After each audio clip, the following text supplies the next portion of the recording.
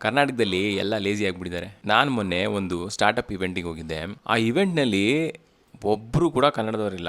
ನಮ್ಮ ಸ್ಟೇಟ್ನಲ್ಲಿ ಇದ್ಕೊಂಡು ಅವರು ಸ್ಟಾರ್ಟಪ್ಗಳನ್ನು ಕ್ರಿಯೇಟ್ ಮಾಡಿ ನಮ್ಮ ಕರ್ನಾಟಕದಲ್ಲಿರುವಂಥ ಫಂಡಿಂಗ್ಗಳನ್ನು ಸ್ಕೀಮ್ಗಳನ್ನು ಬಳಸ್ಕೊಂಡು ಅವರು ಫಂಡ್ ಮಾಡ್ಕೊತಾ ಇದ್ದಾರೆ. ಇವ್ರ ಹೆಸರು ಸುನಿಲ್ ಚೌಧರಿ ಅಂತ.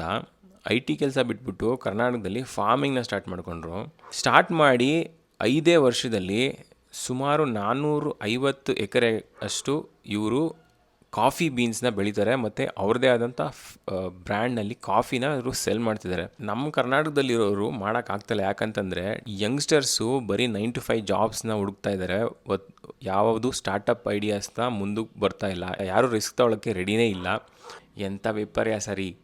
ನಮ್ಮ ಸ್ಟೇಟಲ್ಲಿ ಇದ್ಕೊಂಡು ನಮ್ಮ ಸ್ಟೇಟಲ್ಲಿ ಕೊಡ್ತಾ ಇರೋಂಥ ಸ್ಕೀಮ್ಗಳು ಗೊತ್ತಿಲ್ಲ, ಯಾವ ಫಂಡಿಂಗ್ ಬರುತ್ತೆ ಅಂತ ಗೊತ್ತಿಲ್ಲ.